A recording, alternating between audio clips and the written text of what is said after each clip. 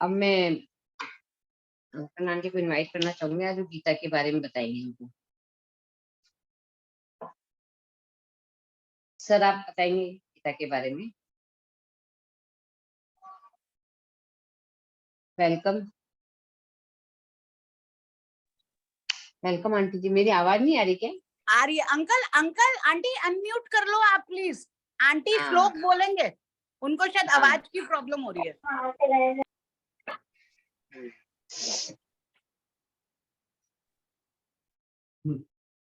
Hello. हाँ हाँ आ रही है। आवाज आ रही है मेरी? हाँ आ रही है सर। नमस्ते सभी लीडर्स को, मेरी नमस्ते व आशीर्वाद। आज कुछ मुझे बोलने के लिए अवसर दिया गया है, उसके लिए समस्त बंधुओं को धन्यवाद। मेरे साथ मेरी धर्मपत्नी श्रीमती कुसुम गोयल है, जो संस्कृत में एमए में भी एमए संस्कृत हिंदी और संस्कृत में एमए है। वो आज 46 नंबर दोहा और 47 नंबर दोहे की विवेचना करेगी। उसके बाद मैं आपको की व्याख्या करके कुछ बताऊंगा। मेरा धन्यवाद। Welcome ma'am. आप सबको मेरा नमस्कार। मेरा नाम कुसुम गोयल। मैंने संस्कृत में एमए 70-71 में किया हुआ है। तो अब आप सब लोगों को ये देख कर संस्कृत में मेरी बहुत रुचि थी। अब आप सबको देखकर मेरी भी इच्छा जागृत हुई कि मैं भी कुछ इसमें आप लोगों के साथ हिस्सा लूँ, कुछ दूँ और कुछ लूँ। तो इसलिए तो मैं 46 नंबर श्लोक आपके सामने प्रस्तुत कर रही हूँ।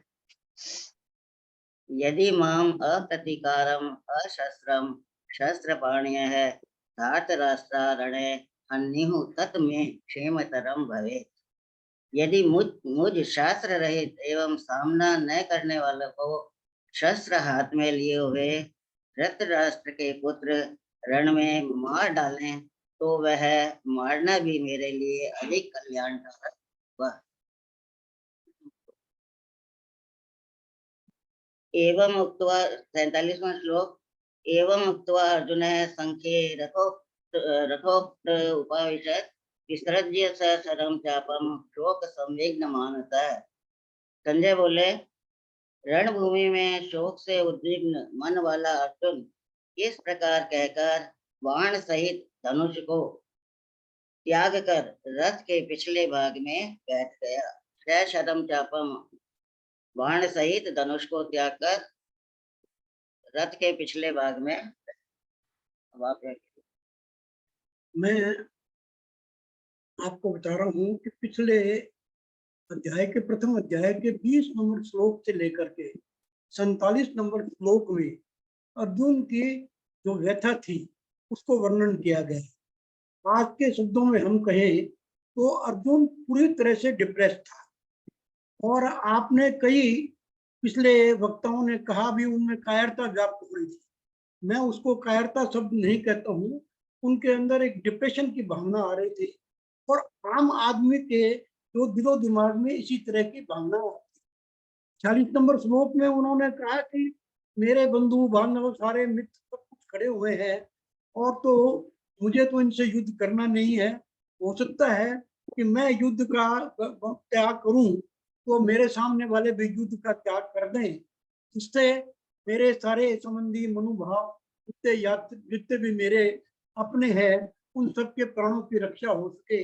ये सोच करके अर्जुन जो है पूर्ण रूप से निराश हो करके रथ के पिछले भाग में जाके बैठ गया और गांडी धनुष उनके हाथ से गिर गया। ये सारा क्या प्रकट करता है? ये प्रकट करता है कि अर्जुन पूरी तरह से डिप्रेस्ड होकर के, और उसके अंदर जो उसका मौलिक गुण था वो लुप्त हो गया। मौलिक गुण क्षत्रिय है, न्याय के प्रति और अन्याय के प्रति लड़ाई लड़नी है, धर्म युद्ध है, ये सारी बातें गौण हो गई। और प्रमुख बात उसके दिमाग में जो डिप्रेशन आया वो डोमिनेट हो गया। और उसी बात को 47वें दोहे में संजय ने धृतराष्ट्र को यही चीज वर्णन की है। अब ये तो गीता का 20वें से लेकर के 47 तक का जो ज्ञान है वो हमें एक चीज बताता है कि हम लोग आज के प्रवेश को देख करके डिप्रेस हो जाते हैं। जब हम इसको एमवे से लिंक करते हैं तो आज हमारे एमवे के जितने बंधु बांधव है, नए नए आदमी को प्लान दिखाते, प्लान देख करके बड़े उत्तेजित होते हैं, उनका अपना ज्ञान जो है वो उभरता है और वो कहता है यार मैं तो यूं सिल्वर हो जाऊंगा, मैं यूं प्लेटिनम हो जाऊंगा। परंतु जब वो चारों तरफ अपना वातावरण देखता है तो वो अर्जुन की स्तुति होती है, वो उसमें आ जाती है, वो डिप्रेस्ड हो जाता है।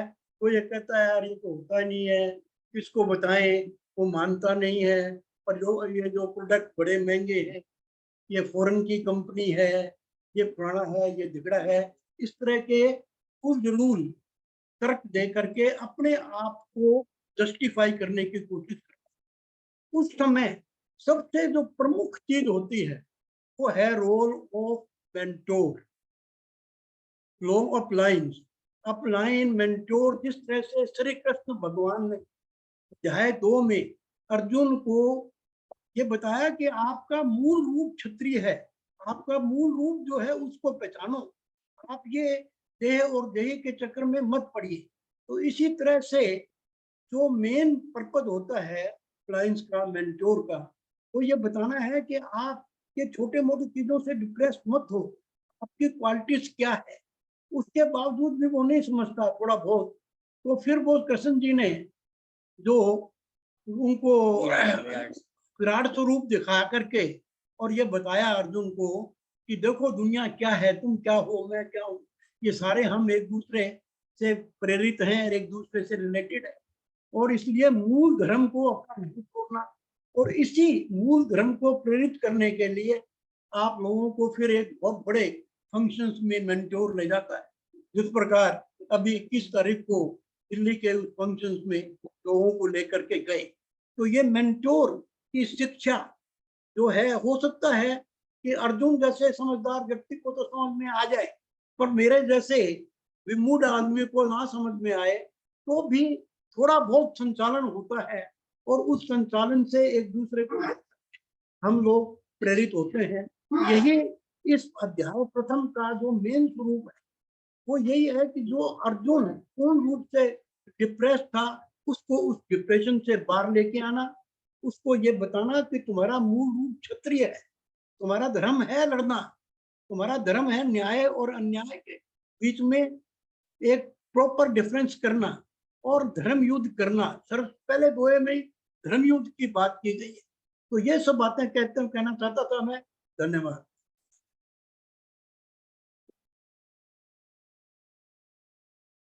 बहुत अच्छा बताया अंकल आंटी, आपके अनुभव तो हमको बहुत लाभ भी होगा आगे।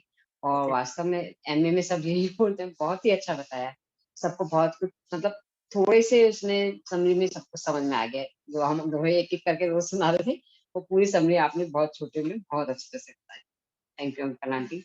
अब मैं तिलक जी को इनवाइट करना चाहूंगी, वो आज बताएंगे हम आपको। Welcome Tilak ji. Thank you Shanti ji. सभी को नमस्कार। और पापा मम्मी को सुनकर आज अमेजिंग एक फीलिंग आ रही है। और निश्चित रूप से जो बातें बताई वो अगर हम अप्लाई करें बिजनेस के अंदर, मतलब उनको उसके साथ में रिलेट करके देखना चाहें, तो भगवान कृष्ण ने जैसा कि अभी बताया कि बड़े फंक्शन में ले जाते हैं, तो भगवान कृष्ण ने अपना विराट स्वरूप दिखाया, है ना। अर्जुन जब किसी तरह से वापस उत्साहित नहीं हो रहा था, तो उसको विराट स्वरूप दिखाया और उसके बाद वो युद्ध के लिए प्रवृत्त हुए। ठीक इसी तरीके से हम जब बड़े फंक्शंस में जाते हैं, जैसे अभी हम स्टार अवार्ड में जाके आए, तो ये विराट स्वरूप है एमवे का, जिसको हम देखते हैं तो हमारा सारा डिप्रेशन दूर हो सकता है और दूर हो जाता है। इसीलिए हम वहां जाते हैं, इसीलिए लोगों को लेके जाते हैं। So thank you very much, such amazing relevance जो आपने क्रिएट की। Thank you very much once again. And अब हम बात करते हैं आगे की। अध्याय 1 हम कंप्लीट कर चुके हैं इसके साथ ही। कुछ चीजें, कल एक क्वेश्चन था शकुन अपशकुन को लेके, उसकी भी बात करेंगे। लेकिन मुझे क्या लगता है कि शब्दों में कुछ नहीं रखा है। टी हार्वेकर कहते भी हैं, शब्द तो चवन्नी के 4 मिलते हैं। जब तक हम चीज का मर्म नहीं समझते हैं या अपने अंदर से उसके लिए कुछ आवाज, कोई मैसेज कुछ नहीं आता है, तब तक कुछ मजा नहीं आता किसी भी चीज को पढ़ने का। सो मैं ये जानना चाह रहा हूँ यहाँ पर कि अभी हमने एक अध्याय पूरा कर लिया और जिन सभी लोगों ने पढ़ा भी है, तो जिनको इस 1 नंबर अध्याय के अध्ययन के अंतर्गत कुछ भी अंदर से ज्ञात हुआ हो, कुछ भी अंदर से ऐसा पता लगा जो उनको आनंदित कर गया हो, वाह क्या चीज पता लगी है, क्या चीज समझ में आई है, या फिर कोई अपने बारे में ऐसा मैसेज मिला जिसको लेके हम अपनी लाइफ को टर्न दे सकते हैं, या कोई ऐसी समझ मिली, या कोई ऐसी गाइडेंस मिली, इनर गाइडेंस, या फिर आपको झकझोर के रख दिया किसी चीज ने कि यार ये तो ठीक नहीं था अभी तक, है ना।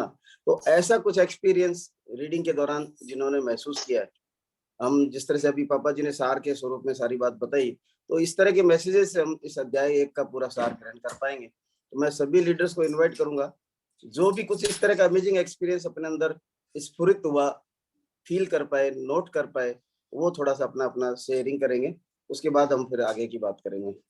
So welcome all. सभी से अनुरोध है कि कहीं न कहीं किसी न किसी लाइन पे, किसी शब्द पे अंदर जरूर कुछ न कुछ हुआ हुआ, और उस हलचल को अगर आपने नोटिस किया तो जरूर शेयर करें। Welcome all once again, thank you.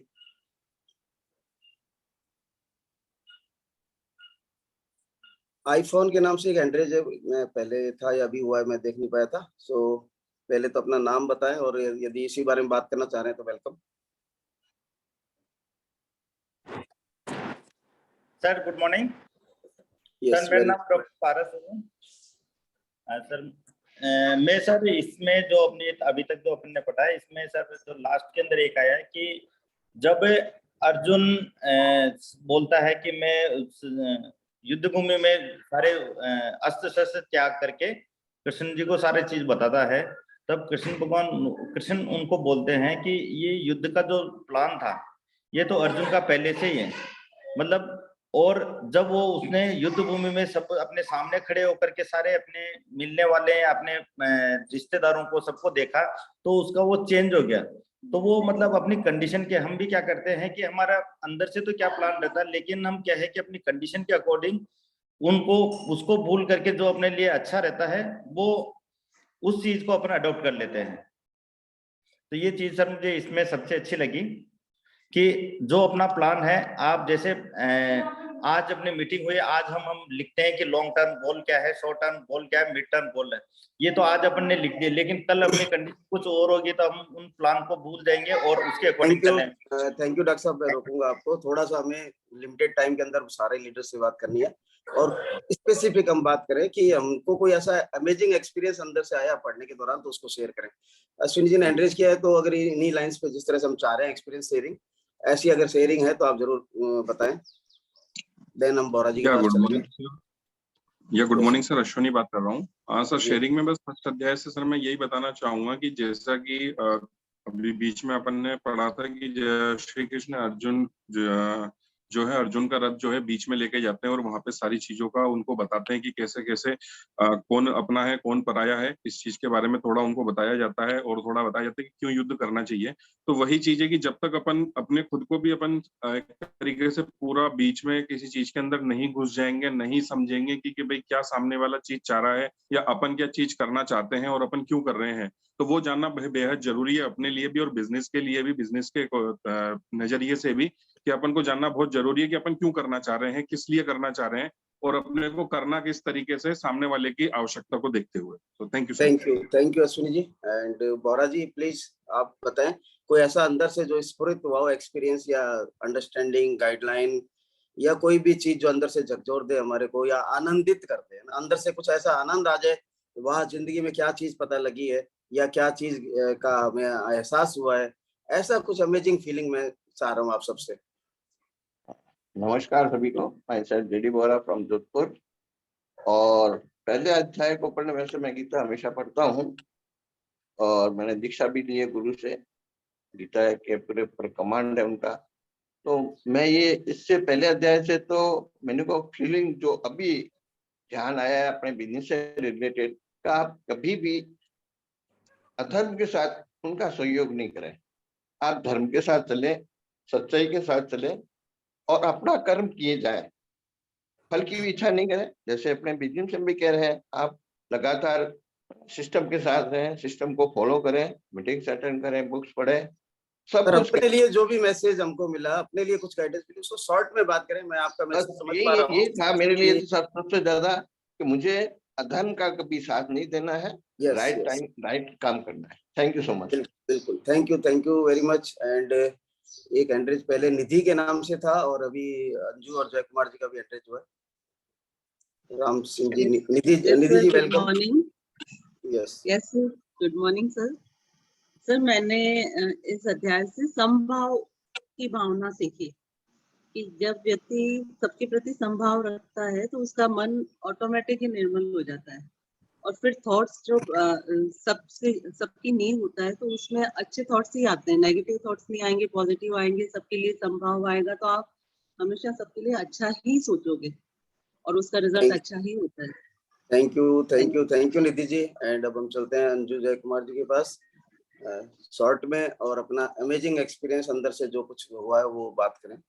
Welcome sir. मैंने अपने लिए ये देखा है कि जैसे अर्जुन दोनों सेनाओं के बीच में जाके हताश हो गया है, तो उसी तरह क्या है कि बिजनेस के अंदर मैं अपने लिए ये देखता हूँ कि जो पुराने अनुभव हैं, अपने जानकारी वगैरह हैं या पुराने जितने भी थॉट रहे हैं, उनको क्या है कि उनसे उभरने के लिए मैंने ये सोचा है कि जैसे श्री कृष्ण उनको बाहर ले जा सकते हैं, उसी तरह अपने को भी क्या है अपलाइन को समर्पित कर देना चाहिए, वो अपने को आगे खींच के ले जा सकते हैं, जहाँ रुकावट आ रही है उससे आगे अपने को ले जा सकते हैं। यस, थैंक यू जय कुमार जी। जस्ट इस तरह का ही एक्सपीरियंस मैं चाह रहा था कि आपने अंदर से अपने लिए कुछ सोचा, अपने लिए कोई डिसीजन किया उस चीज को लेकर, वो बात हमको करनी है। गीता में क्या लिखा है, क्या मैसेज है, हम सब नहीं पढ़ा है, हमने अपने लिए क्या सोचा समझा या कोई गाइडलाइन ली उससे, तो उसको हमको शेयर करना है।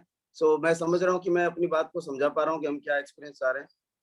जय कुमार जी ने जिस तरह से शेयर किया उसी लाइन के ऊपर, सो उन्हीं लाइन के ऊपर सभी लीडर्स से अनुरोध रहेगा कि बात करें और वेरी शॉर्ट बात करें। राम सिंह जी वेलकम। Thank you. मैंने गीता को पहले एक आध्यात्मिक बुक समझ रखी थी, लेकिन अध्याय प्रथम को आप जैसे लोगों के साथ सुनने से और पढ़ने से मुझे कर्म की महत्ता पर पूरा विश्वास हुआ, और मेरे मेंटर जो भी हैं उनको मैंने कृष्ण के रूप में देखकर ये सीखा कि जो भी वो बताएं वो जैसे अर्जुन के हित में बता रहे हैं, तो ये विश्वास करना बहुत जरूरी है कि अपने मेंटर के प्रति जिस प्रकार अर्जुन ने विश्वास किया, और मेंटर ने भी कितनी शालीनता से और धैर्यपूर्वक कृष्ण अर्जुन की सारी समस्याएं सुनी, तो ये इससे मुझे बहुत बड़ी सीख मिली। Thank you as a mentor Ram Singh ji, आपने अपने लिए भी मैसेज लिया कि डाउनलाइन को बहुत ध्यान से सुनना है और बहुत ध्यान से उसको गाइड करना है। So thank you once again. And Santosh ji से भी अगेन इन्हीं लाइन पे शेयर करने की एक्सपेक्टेशन करता हूँ, और वेरी शॉर्ट में। Welcome Santosh ji. Thank you so much sir. Good morning everyone. Actually इसमें मतलब मैंने एक बात नोट की, जैसे द्रोणाचार्य को पता था कि द्रौपदी के जो मतलब पुत्र हैं उनका वध करेंगे, या फिर दुर्योधन को पता था कि जो भीम है उनका मतलब वो करेंगे, या फिर भीष्म को भी अपना मतलब फ्यूचर का उस चीज को जो मैंने देखा मतलब पता था, लेकिन फिर भी मतलब वो चीज वो कर रहे हैं, जैसे मतलब उसकी तरफ बढ़ रहे हैं कि भी उनको अपना रिजल्ट पता था लेकिन फिर भी वो कर रहे हैं। तो मैंने देखा कि अपने उसमें भी कई बार हमें पता होता है कि लड़ाई का अंजाम अच्छा नहीं होता, या घर में भी जो कुछ मतलब चल रहा है उस चीज का या किसी के साथ, लेकिन फिर भी हम उसको देखते नहीं है और उसको मतलब आगे बढ़ाते जाते हैं। तो एक सिंबॉलिक तौर पे मतलब इनको वो किया गया है। तो मैंने ये लेसन मतलब वो किया कि कई बार हमें पता होता है कि इस चीज का रिजल्ट अच्छा नहीं होगा, लेकिन हम उसको करते जाते हैं। तो इस चीज को मतलब हमें देखना है कि उस चीज को हमें नहीं करना है, और थोड़ा सा मतलब पॉजिटिव उसमें टर्न लेना है। तो thank you so much sir. Thank you Santosh ji. And Preeti ji Agarwal क्या बताना चाह रहे हैं? वेलकम। और थोड़ा सा अगेन रिक्वेस्ट रहेगी शॉर्ट में बात करें। सर नमस्कार सभी को। मैंने बहुत बस छोटा सा ही मैसेज लिया है इससे कि मुझे किसी भी मोह से भ्रमित नहीं होना है और सबके साथ इक्वलिटी से काम करना है और अपने मेंटर पे पूरी तरह विश्वास रखना। Thank you. All leaders are highlighting the power of submission, है ना? So thank you once again. And Rashmi ji Shekhawat welcome. Good morning sir. मैंने इस अध्याय में ये सीखा बिजनेस से रिलेटेड कि जैसे अपलाइन के सबमिशन में हमेशा डाउनलाइन को रहना चाहिए, और डाउनलाइन जैसे भटकती है, जैसे अर्जुन सोच रहा था कि ये सब मेरे अपने हैं और इनको मुझे मारना है, तो हम यहाँ जैसे प्रोडक्ट्स के बारे में जब शुरू में डाउनलाइन आते हैं, उनको लगता है प्रोडक्ट्स बहुत महंगे हैं, ये हैं, तो हम अपने अपलाइन को सुन करके अपने बिजनेस को अच्छे से ग्रो कर सकते हैं। Thank you. Over to you sir. Thank you madam. अब चलते हैं ज्योति जी के पास। ज्योति जी वेलकम। आपका भी कोई अमेजिंग इनर एक्सपीरियंस जो आपको हुआ वो शेयर करें। Thank you sir. Good morning सभी को। नमस्कार। और अभी मेरे मन में जो बात चल रहे थे वो दोनों लीडर्स ने शेयर कर दिया। यही चीज है कि जैसे अर्जुन ने चुजे थे कृष्णा जी को कि मेरे को एक ही हथियार चाहिए, और दुर्योधन ने खूब सारे सेना चुने। वैसे ही हमने एक अपने अपलाइन चुने हैं, अपने गुरु मेंटर्स चुने हैं। बाकी तो अपने मेंटर्स पे भरोसा रखे और करते जाए। Thank you. And Pinky ji, other than submission कोई एक्सपीरियंस आपको अंदर से, गाइडेंस, मैसेज, कोई चीज झकझोर गई, आनंदित कर गई, ऐसी कोई बात? Welcome. Good morning sir, good morning everyone. Myself Pinky और मैं गुड़गांव से बोल रही हूँ। और मैंने जो समझा अपने लिए, जो टेक अवे इस बुक से लिया अभी चैप्टर 1 से, इसमें ये बताया गया कि जब पांडव जब युद्ध के लिए शंख बजाने के लिए प्रयास कर रहे थे, तो उन्होंने एक लाइन बहुत अच्छे से लिखा कि अपने team leader, as a business के तरफ से यदि देखें तो हर एक टीम लीडर को उनको उनके नाम से उनको प्रसन्न करना है। मतलब एक एक नाम को उनको बताना है कि आपने बहुत अच्छा किया, और उनको उत्साहित किया, और फिर उन्होंने शंख बजाया। तो एज ए अपने टीम के लिए यही मैसेज है कि अपने टीम लीडर जितने भी है उनको एक एक नाम से हम उनको उनके बारे में बताएं कि आपने बहुत अच्छा किया, आपने ये बहुत अच्छा किया। उसके बाद अपनी टीम को इकट्ठा करके और फिर शंख बजाएंगे तो हम शायद अब टीम को लेके आगे बढ़ पाएंगे। Thank you sir. Thank you once again. A very impressive inner highlight जो आपने लिया अपने अंदर से, कि हमको लोगों के नाम याद रखने और उनकी खास विशेषताएं है ना, जिनको हम हाईलाइट कर सके, उनको ध्यान रखना बहुत ही ज्यादा इंपॉर्टेंट है बिजनेस में आगे बढ़ने के लिए। तो अब मेरे को कोई और हैंड रेज नहीं दिखाई दे रहा है तो थोड़ा सा हम बात कर लेते हैं आगे की। इस चैप्टर को अगर हम सार के रूप में समझे, वैसे तो जो लीडर्स ने बातें की उनसे जो पर्पस था इस चैप्टर को समराइज करने का या एक तरह से रिवाइज करने का, वो पूरा हो ही चुका है। पर फिर भी कुछ चीजें जो दोबारा से मैं हाईलाइट करना चाहूंगा, उनकी बात कर लेते हैं। 4 शब्द जो लगातार आपको पूरी गीता में ही मिलेंगे, भोग, योग, संयोग और वियोग। इनके बारे में हम वैसे थोड़ी बहुत चर्चा कर चुके हैं ऑलरेडी। भोग का मतलब किसी चीज को भोग लेने मात्र से ही नहीं है, किसी चीज के यूज या एंजॉय करने मात्र से ही नहीं है। भोग का मतलब है अगर आपके अंदर कोई इच्छा प्रवृत्त हुई है किसी चीज को लेकर, तो वो भी भोग ही है। सो भोग की इतनी गूढ़ व्याख्या के साथ में आगे योग को समझाया है। और योग का मतलब जो बताया गया है वो बताया गया है कि निवृत्ति का उदय होता है, या निवृत्ति को लेकर जब दृढ़ता हो जाती है, यानी कि सब चीजों के अंदर समानता जब दिखाई देने लगती है, दैट इज योग। योग किन्हीं 2 चीजों का टोटल नहीं है, 2 चीजों को इक्वल प्लेटफॉर्म पे, इक्वल लेवल पे समझने की बात जो है वो योग है। जब आप अपना पक्ष भी समझ सकते हैं, सामने वाले का पक्ष भी समझ सकते हैं, वो जो स्थिति है वो योग है। एंड संयोग जब मिलन होता है, जब आपने किसी के साथ में, किसी वस्तु के साथ में कोई योग किया, यानी कि उसके साथ समानता के भाव पे आगे, देन दैट इज संयोग। और फिर वियोग का मतलब हम सबको पता है, दोनों का अलगाव। सो योग, कर्म योग की बात हुई है, यानी कि कर्म करना है लेकिन समभाव के साथ, समता के स्तर के ऊपर कर्म करना है। इसीलिए गीता को कर्म योग का शास्त्र कहा गया है। अब थोड़ी सी हम बात करते हैं शकुन अपशकुन की। इसके बारे में जो बात थी कि शकुन अपशकुन के ऊपर भरोसा करना चाहिए या नहीं करना चाहिए। देखिए, अपन अध्याय 1 से जब से शुरू हुए हैं, आपने देखा होगा सारी चीज ही तो विचारों के आसपास ही चल रही है ना। थॉट्स को लेके सब चीजें सेंट्रलाइज्ड हैं, सारी बातें विचारों के इर्द गिर्द चल रही है। और वैसे हमको सबको पता भी है कि हमारा जो कुछ भी दुनिया के अंदर एग्जिस्टेंस है किसी भी रूप में, हमारा खुद का शरीर कितना स्वस्थ है, कितना स्वस्थ नहीं है, या हमारी बाहरी दुनिया में किस तरह का दृश्य है, गरीबी है, अमीरी है, खुशियां हैं, दुख है, जो कुछ भी है, सब कुछ हमारे कल तक के थॉट्स का परिणाम हमारा आज का दिन है। कल तक हम जिस तरह से थे, उन्हीं सब चीजों का आज हमारा, उन्हीं सब चीजों से हमारा आज बना हुआ है। तो शकुन अपशकुन जो भी कुछ आते हैं, वो भी हमारे कल तक के एक्सपीरियंसेस का आज का संकेत होता है, या उनका एक साकार रूप हमको इशारे के अंदर देखने को मिलता है। तो शकुन जो है वो कोई निमित्त मात्र नहीं है, यानी कि रामसुदास जी ने बताया है कि शकुन आपके निर्माता नहीं है। अगर आपको सामने बिल्ली दिख गई, इसका मतलब ये नहीं है कि अब आपका बुरा होने ही वाला है, ऐसा नहीं कहा गया है। अगर सामने बिल्ली दिख गई है, इसका मतलब ये है, आप उसको संकेत के तौर पे लें कि अभी कुछ और सुधार की या कुछ और नए सिरे से सोचने की जरूरत है, और वहां पर आप टिटके ठहरे और एक अच्छे से तरीके से दोबारा से अपनी प्लानिंग को देखें। तो जो भी जानवरों को लेके जो बताया उन्होंने कि जानवर जो भी कर रहे हैं, संकेत दे रहे हैं, तो वो कोई आपके लिए स्पेसिफिकली नहीं हो रहा है, वो एक स्वाभाविक तरीके से अपने कृत्य कर रहे होते हैं, अपनी अपीयरेंस दे रहे होते हैं, लेकिन आपके साथ उनकी रिलेवेंस ये होती है कि हमको पता है थॉट्स के जरिए हम एक दूसरे को अट्रैक्ट करते हैं, सब चीजों को अट्रैक्ट करते हैं। तो पर्टिकुलर कोई जानवर या कोई प्राणी, कोई सीन हमारे सामने आया है, तो अगेन उसकी जो इस रिलेवेंस है वो हमारे कल के साथ ही कनेक्टेड है, और हमको आगे किस डायरेक्शन में जाना है उसका इंडिकेशन मात्र होता है, न कि हमारा आगे का भविष्य डिसाइड हो गया उससे कि बिल्ली दिख गई तब तो बुरा ही बुरा होना है, ऐसा नहीं है।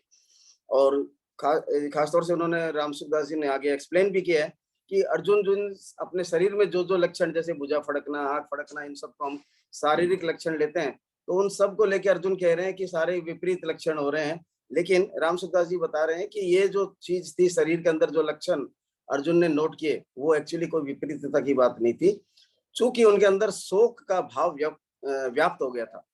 तो शोक के भाव की वजह से उनकी मनोदशा बदल गई, और उनकी इंद्रियों के अंदर, उनके मन के अंदर और उनकी बुद्धि के अंदर जो परिवर्तन इस शोक की मनोदशा के कारण आया, उस कारण वो अलग अलग संकेत शरीर के अंदर लक्षण प्रकट हुए।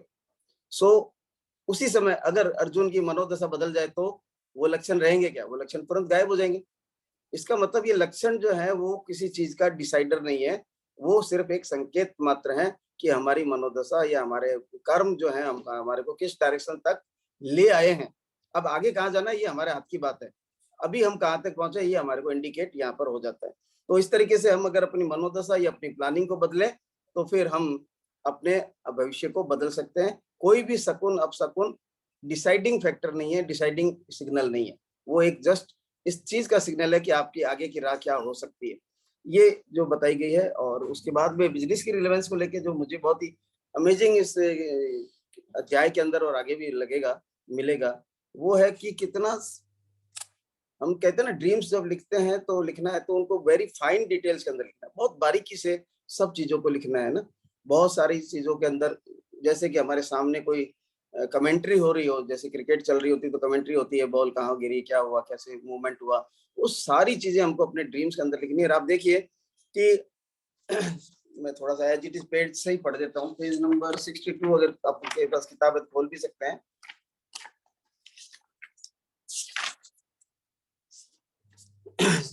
लेफ्ट हैंड में नीचे की तरफ लिखा है कि जिस रणभूमि में अर्जुन धनुष लेकर उत्साह के साथ आए थे, उसी रणभूमि में उन्होंने अपने बाएं हाथ से, मतलब हाथ तक के बारे में इंडिकेशन है, अपने बाएं हाथ से गांडीव धनुष को और फिर दाएं हाथ से बाण को नीचे रख दिया, और स्वयं रथ के मध्य भाग में, अर्थात दोनों सेनाओं को देखने के लिए जहां पर खड़े थे वहीं पर शोक मुद्रा में बैठ गए। ये नहीं कहा कि बैठ गए, जहां पर खड़े थे वहीं बैठ गए। एक एक चीज को फाइन डिटेलिंग की गई है। इतना जबरदस्त जो विजुअलाइजेशन टेक्निक्स हमको अगर सीखनी है, समझनी है, तो पहले हम अपने लिए अपने भविष्य का शब्द चित्र बनाना, इस किताब की जो भाषा है या इस गीता का जो मैं क्या कहूँ इनको, जो राम सुखदास जी का एक्सप्लेनेशन है, उसके अनुसार हम अपनी विजुअलाइजेशन पावर को अमेजिंग तरीके से इम्प्रूव कर सकते हैं, बहुत ही जबरदस्त तरीके से कर सकते हैं। एंड गीता जो है, एक राम सुखदास जी ने पेज नंबर 63 पे नीचे अगेन लेफ्ट हैंड में लिखा है कि जब आप मस्ती के अंदर होते हैं, आनंद के अंदर होते हैं, तो गीत स्वतः आपके मुंह से निकलता है। तो इसमें भी मैसेज ये है कि हमको आनंदित रहना है, तो गीत यानी कि अंदर से जो भी गाइडेंस आनी है वो आपके होठों के ऊपर अपने आप आएगी, आपके आंखों के सामने अपने आप आएगी। तो गीत आपके अंदर से प्रस्फुटित होए, आपके अंदर से फूट पड़े, इस तरह से आनंदित हम रहे कि हमारे को अपनी पूरी की पूरी गाइडलाइन, पूरा भविष्य सामने दिखाई देता रहे। सो मैं समझता हूँ कि मैं कुछ अपनी जो मुझे टाइम दिया गया उसके साथ जस्टिस कर पाया। Thank you very much, and over to Piyush ji and Vivek ji. Thank you sir, बहुत अच्छा बताया, और आपकी गाइडेंस हमेशा हमारे लिए आगे काम की आती है। बहुत ही अच्छा बताया। अब मैं विवेक जी को इनवाइट करना चाहूंगी। वेलकम विवेक जी।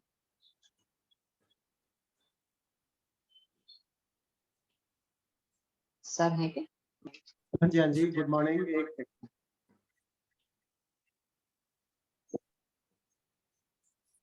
बहुत ही अच्छे से सभी लोगों ने एकदम बारीकी के साथ में बताई बातें, और बहुत ही अच्छा सेशन रहा, नो डाउट अबाउट दैट। पापा मम्मी ने शुरुआत की थी बढ़िया, तिलक जी ने इतने बढ़िया से प्रथम अध्याय का यानी कि अभी प्रथम अध्याय अपन ने बहुत अच्छे तरीके से पढ़ा, उसी तरीके से सारे अध्याय हम लोग पढ़ेंगे और आगे आनंदित रहेंगे और फोटो के ऊपर गीत चलते रहेंगे। जैसे तिलक जी ने बोला ना कि जब आप आनंदित होते हैं तो गीत गुनगुनाते हैं, तो मुझे लगता है कि हम तो बड़े आनंद की स्थिति में ही रहते हैं, है ना। तो बहुत अच्छा लगा और लास्ट के अंदर चाहेंगे कि पीयूष एक बार कुछ बात करे और साथ के अंदर सेकेंड अध्याय के प्रथम 10 श्लोक का नॉमिनेशन और कल की होस्टिंग का nomination. Thank you. Thank you sir. Piyush ji, Piyush ji thank you welcome भैया, पीयूष जी। सबकी बात हो ही चुकी है। हाँ, नथिंग वेरी स्पेसिफिक। और मैं तो यही, तिलक जी ने बहुत ही अच्छे तरीके से सब वर्णन किया, सारे मम्मी पापा को सुन के बहुत बहुत मजा आया और वहां पे भी पूरा सार गर्भित तरीके से हमें सारी बात पता चली। और मैं तो बहुत ज्यादा रिलेट कर पाती हूँ क्योंकि हम लोग, I am very very fortunate to have exactly, मैं तो यही कहूंगी कि मेंटोर के रूप में जो विवेक भैया मिले हैं, तो मेरे को बिल्कुल ऐसा लगता है ओवरलैपिंग चीजें चलती हैं। गीता जो अभी सिखा रही है वो सारी चीजें जो है वो मैं भैया से सीखती हूँ। हर समय अपने कर्तव्यों के लिए हमेशा प्रेरित रहना, और ये गीत जो है वो गुनगुनाना एवरी सिंगल मोमेंट। ऐसा नहीं कि जब फॉरेन ट्रिप पे जाएंगे तो गीत गुनगुनाएंगे, जब डायमंड बनेंगे तो गीत गुनगुनाएंगे। तो कर्तव्यों के अंदर ही जिन लोगों को खुशी मिलने लगती है तो उनका जीवन कितना सरल हो जाता है, ये मैं अपने मेंटोर विवेक भैया से सीखती हूँ। और पहला पहला श्लोक मुझे, जैसे जो तिलक जी कह रहे थे कि देखिए कितनी छोटी सी बात है, लेकिन कई बार ये मेरा और ये मतलब मेरे पुत्र और पांडवों के पुत्र, तो मेरे लिए तो बहुत बड़ा इंसाइट रहा कि हम लोग कभी कभी घर के अंदर ही, कभी अपने बिजनेस के अंदर ही मेरा तेरा का जो भाव ले आते हैं, ये कितनी बड़ी जड़ हो जाती है, कितनी बड़ी समस्या हो जाती है, कितने बड़े युद्ध का कारण हो जाती है। तो अगेन भैया से मैं देखती हूँ ना कि एकदम सर्व, कई बार मतलब यहाँ पे सब लोग बैठे हैं, बहुत अच्छे से सब जानते हैं, कई बार लगता है कि ओवर गुडनेस अपन इसको कहते हैं प्रैक्टिकल वर्ल्ड में, लेकिन ये जीवन जीने का सही सिद्धांत है। ये चीज हम सीख रहे हैं और सब लोग अच्छी दिशा में आगे बढ़ रहे हैं। बहुत बहुत सबके लिए खुशी है, अपने आप के लिए खुशी है। Thank you. Over to you Shanti. Thank you.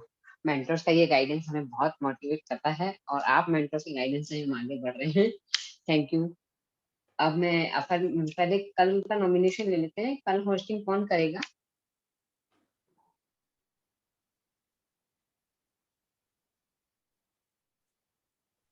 जी दीदी मैं करती हूँ, रेनू डिकोस्टा। ठीक है रेनू, तो आप वो लिख लेंगे जो जो श्लोक जी के जी बारे दीदी में लिख मैं बता बिल्कुल। देती हूँ।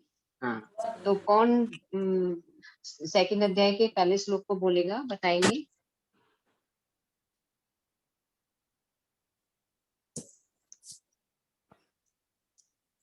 डॉक्टर पारस अश्विनी चौधरी जी बता रहे हैं फर्स्ट का।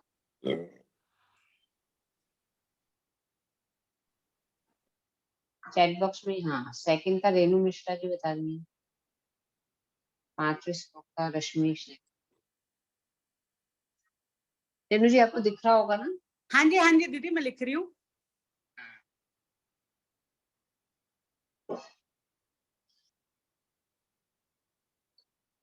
दो जने 6 पे आ गए।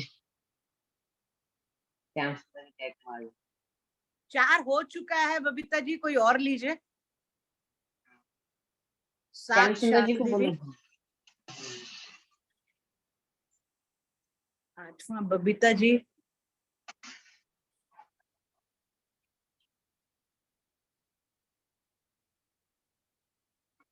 कोई नए लीडर 8वां भी हो आ चुका सकते है हैं। प्रीति जी, आप 9th ले लीजिए। कोई नए लीडर भी आ सकते हैं जो इन्होंने कभी नहीं बोला हो, वो भी कर सकते एक्चुअली हैं में क्या? नए लीडर्स ही आइए प्लीज, हम आप सबको ही सुनना चाहेंगे। देखो यहाँ कोई परफेक्शन नहीं मांगता है, यहाँ पे सब एक जैसे हैं, हम लोग भी आपकी तरह ही हैं। 10वां मैं ले लूंगा। 9 नंबर मैं रजनी लोहिया। 9 नंबर हो चुका है रजनी जी। रजनी जी को मौका दे दीजिए। ओके 10 दे दीजिए मुझे। 10 भी हो चुका है। 10 भी हो चुका कहाँ है। तक ले रहे हैं, कहाँ तक ले रहे हैं दीदी, हम कहाँ तक ले रहे हैं? 10 रजनी जी बात नहीं, next day no problem, no problem. 7वां नंबर दे नहीं, दीजिए। जिन्होंने पहले बोल लिया है वो आप दे सकते हैं उनसे। 2 नंबर ले लीजिए। रजनी जी आप मेरा ले लीजिए।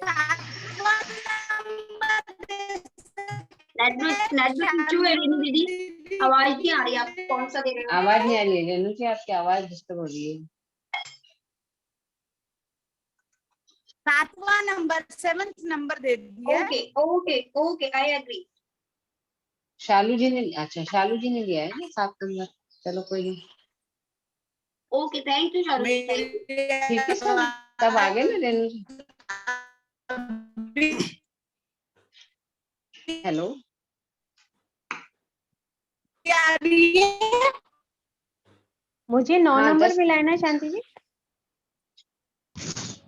नंबर पता नहीं, मुझे तो रेणु हाँ जी जी। ने नोट किए हैं। रेणु दीदी ग्रुप पे डाल देंगी सारे जिसको जो मिला है। हाँ। अब आप 9 पे affirmation प्रीति जी करें। हैं। ठीक है, हाँ, थैंक यू। रेणु दीदी आप ग्रुप पे अब डाल दीजिएगा। अफर्मेशन, हाँ अफर्मेशन के लिए कौन लीडर एक बताना मिनट चाहेंगे? शांति जी, थोड़ा सा मैं ऐड करना चाहूंगा। कल की हाँ। होस्टिंग के अंदर थोड़ा सा कंफ्यूजन रहा था। एक लीडर हाँ। जब अपने एक्सपीरियंस की अपने शब्दों के अंदर शेयर करना चाह रहे थे, तो शायद मुझे ऐसा समझ में आया कि उनको ये बताया गया है कि आपको जो किताब में लिखा है वैसा ही पढ़ना है। सो एक्सप्लेन ये करना चाहूंगा कि वैसा नहीं पढ़ना है, बल्कि I will discourage to read out the shloka या जो एनालिसिस है। आपको अपने शब्दों में जो आपने समझा है उसको बताना है, ना कि किताब के अंदर क्या लिखा है उसको रीड आउट करना है। मैं पिछले लगातार सेशंस में देख रहा हूँ बहुत सारे लीडर किताब को एज इट इज पढ़ रहे हैं। अच्छी बात है, आप कोशिश कर रहे हैं सामने आने की, लेकिन पढ़ना नहीं है, आपने क्या समझा वो बताना है। Thank you. ठीक है सर, थैंक यू सर। अब अफर्मेशन कौन कराना चाहेगा? तो भी लीडर मैं करवाता हूँ। मैं दीदी मैं कर योगेश कुमार सेन सिरोही से। मैं अफर्मेशन के सभी हाथ जोड़िए। मैं जीतता हूँ क्योंकि मैं जीतने के लिए पैदा हुआ हूँ। Thank you God. मेरी टीम बहुत ही एक्साइटेड, यूनाइटेड, एमवे का इतिहास रचने वाली टीम है। मैं और मेरी टीम रोज डीटीएम करते हैं, प्लान दिखाते हैं और इस तरह से अपने नेटवर्क को तेजी से आगे बढ़ रहे हैं। मैं और मेरी टीम 100% प्रोडक्ट यूज करते हैं और बहुत आसानी से हर महीने 600 प्लस पीवी का पर्सनल डिटेल करते हैं। हमारे मेंटर्स बहुत अच्छे हैं और हम सब मेंटर्स से मार्गदर्शन लेकर लगातार आगे बढ़ रहे हैं। Thank you God. मैं और मेरी टीम रोज सक्सेस टॉक सुनते हैं और रोज किताबें पढ़ते हैं। मैं और मेरी टीम सभी जरूरी मीटिंग्स में बढ़ चढ़कर भाग लेते हैं और इस तरह से हम प्रभावशाली लीडर बन रहे हैं। एमबे बिजनेस बहुत ही सरल है और डायमंड एंड बियॉन्ड जाना मेरे लिए बहुत ही आसान है। मैं और मेरी टीम ढेर सारा पैसा कमा पा रहे हैं और पैसा मेरी तरफ खींचा चला आ रहा है। मेरे और मेरी टीम में सभी के सपने पूरे हो रहे हैं। मेरी टीम बहुत ही एक्साइटेड, यूनाइटेड और शक्तिशाली एमवे का इतिहास रचने वाली टीम है।